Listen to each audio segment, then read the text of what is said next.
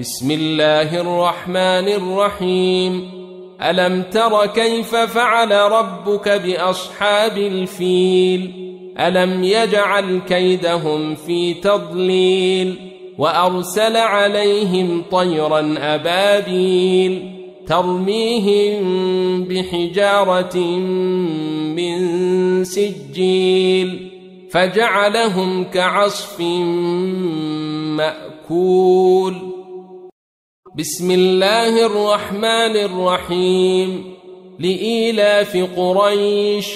إيلافهم رحلة الشتاء والصيف فليعبدوا رب هذا البيت الذي أطعمهم من جوع وآمنهم من خوف بسم الله الرحمن الرحيم أرأيت الذي يكذب بالدين فذلك الذي يدع اليتيم ولا يحض على طعام المسكين فويل للمصلين الذين هم عن صلاتهم ساهون الذين هم يراءون ويمنعون الماعون بسم الله الرحمن الرحيم إنا أعطيناك الكوثر فصل لربك وانحر إن شانئك هو الأبتر بسم الله الرحمن الرحيم قل يا أيها الكافرون لا أعبد ما تعبدون ولا أنتم عابدون ما أعبد ولا أنا عابد ما عبدتم ولا أنتم عابدون ما أعبد لكم دينكم ولي دين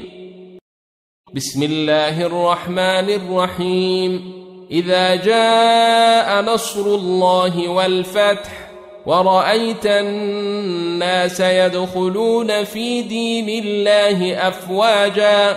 فسبح بحمد ربك واستغفره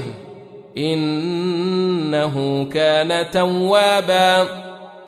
بسم الله الرحمن الرحيم تبت يدا أبي لهب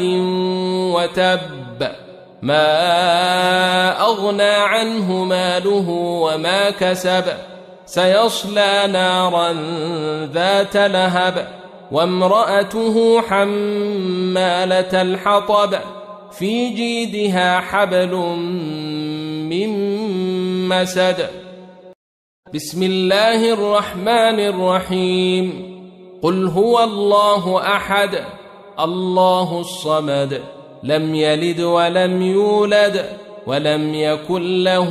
كفوا أحد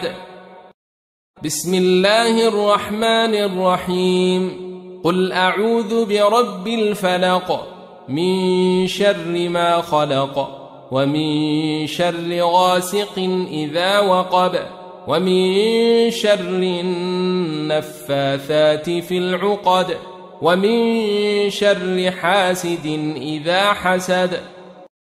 بسم الله الرحمن الرحيم قل أعوذ برب الناس ملك الناس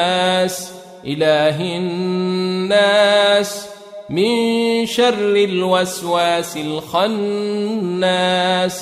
الذي يوسوس في صدور الناس